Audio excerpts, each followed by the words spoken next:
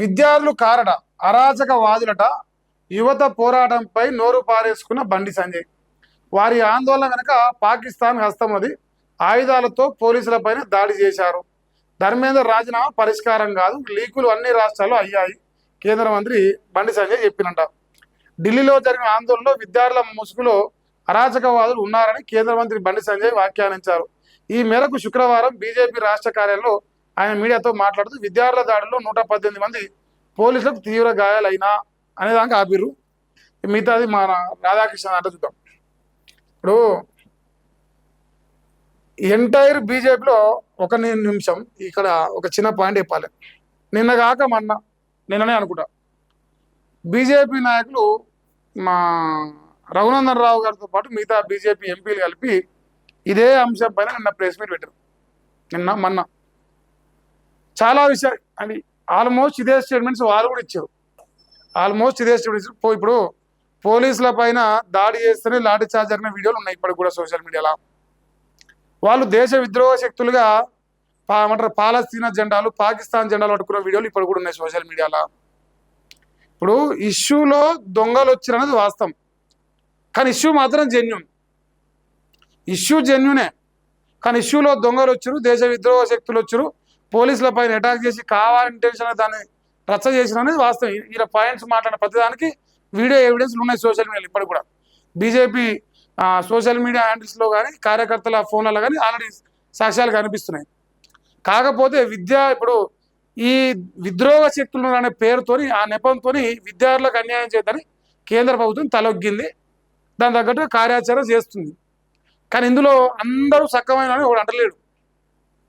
నోరు వారేసుకుని అంటే విద్యార్థుల పైన నోరు వారేసుకోలే. ఎవడైతే దేశ విద్రోహ శక్తులుగా ఉన్నారో, సంఘ విద్రోహ శక్తులుగా ఆ ఉద్యమంలో అంటారు కదా దొంగల లెక్క, కలుపు మొక్కల లెక్క వచ్చి అలా చేరు, వాళ్ళని మాత్రమే బండి సంజయ్ నేను అన్నాడు. ఈయన ఒక్కడు అనలే. బీజేపీలో రఘునందన్ రావు కూడా అన్నాడు నిన్న.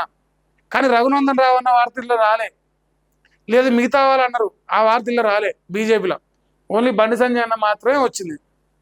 ఎందుకంటే ఇప్పుడు వాళ్ళే చెప్తారు, ఆర్ఎస్ ప్రవీణ్ కుమార్ చెప్తాడు. సో బీజేపీలో బలమైన నాయకుడు బండి సంజయ్ కాబట్టి మేము ఆయనే టార్గెట్ చేసాను. ఇప్పుడు ఆ టార్గెట్ కనిపిస్తుంది. నిన్న రాయని వార్త ఇలా ఎట్టొచ్చిందంటే ఆయన మాట్లాడిన కాబట్టి వచ్చింది. సో ఇప్పుడు ఏం డిసైడ్ చేయదలుచుకున్నారు? బీజేపీలో మిగతా వాళ్ళందరూ మాకు సంబంధం లేదు, ఓన్లీ బండి సంజయ్ సంబంధం అని చెప్పదలుచుకున్నట్టుంది. అయితే ఒక్క నిమిషం, మా రాధాకృష్ణ రాసిందా వీళ్ళు రాసిరు? ఏం రాసినాడే ప్రెస్ మీట్ గురించి. సో బీజేపీ వాళ్ళకి నేను ఏం చెప్తా అంటే, మీ వార్తలు కవర్ చేసే మానవుడే లేడు. ఈయన లోపల రాశాను, నాడు పేపర్ లీక్లు అయితే కేసీఆర్ కేటీఆర్ రాజీనామా చేసిర్రా. ఈ పాయింట్ బండి సంజయ్ ఇదే ప్రెస్ మీట్లో మాట్లాడిండు. అంటే ఎందుకు ఈ పేపర్కి వాల్యూ లేదంటే, సరే నెగిటివ్ స్టేట్మెంట్స్ ఇచ్చింది రాసిరు, ఓకే సంతోషం, మీరు రాయాలనుకురు, మీకు తీటు ఉంది రాసిర్రు, మీరు తీటుంటే రాసిరు. కానీ మరి అందులో మిమ్మల్ని ప్రశ్నించింది ఆ పాయింట్ అసలు ఇక్కడ ఇందులో ఉన్నదా? పోనీ లోపలైనా ఉన్నదా? అంటే మిమ్మల్ని తిట్టిందేమో రాయరు, మిమ్మల్ని ప్రశ్నించిందేమో రాయరు, కానీ వ్యతిరేకంగా ఒక వార్తను రాయడంలో మాత్రం ముందస్తులో పనిచేస్తారన్నమాట. నేను అదే అడగదలుచుకున్నా. మరి కేటీ రామారావు గతంలో ఆయన మంత్రిగా ఉన్నప్పుడు, లేదంటే బీఆర్ఎస్ ప్రభుత్వం ఉన్నప్పుడు ఇదే తెలంగాణ రాష్ట్రంలో పేపర్ లీక్ అయిన మాట వాస్తవం. అది బండి సంజయ్ ప్రస్తావిస్తుండు. మరి పేపర్ లీక్ అయినాక ఆ రోజు విద్యాశాఖ మంత్రిగా ఉన్న సబితక్క రాజీనామా చేసిందంటే 100% చేయలేదు, 1000% కూడా చేయలేదు. ఇంకోటి, ఆ రోజు విద్యార్థులు ఇలా మీరు నోటికి వచ్చినట్టు మాట్లాడుతూ దేశంలో భారతీయ జనతా పార్టీ లేకుండా చేస్తారని స్టేట్మెంట్ ఇచ్చేంత కాడికి మాట్లాడుతారు కదా. మరి తెలంగాణలో మిమ్మల్ని కూడా లేకుండా చేశారు కదా. ఇప్పుడు యువతతోని పెట్టుకుంటే అది దేశమైనా రాష్ట్రమైనా ఇంకెవరైనా కూలిపోవాలన్నప్పుడు ఆ విషయం వాళ్ళు గ్రహించారు కాబట్టి విద్యార్థులతో చర్చలు జరిపారు. విద్యార్థులతో చర్చలు జరిపి వాళ్ళకు సానుకూలంగా స్పందిస్తారు.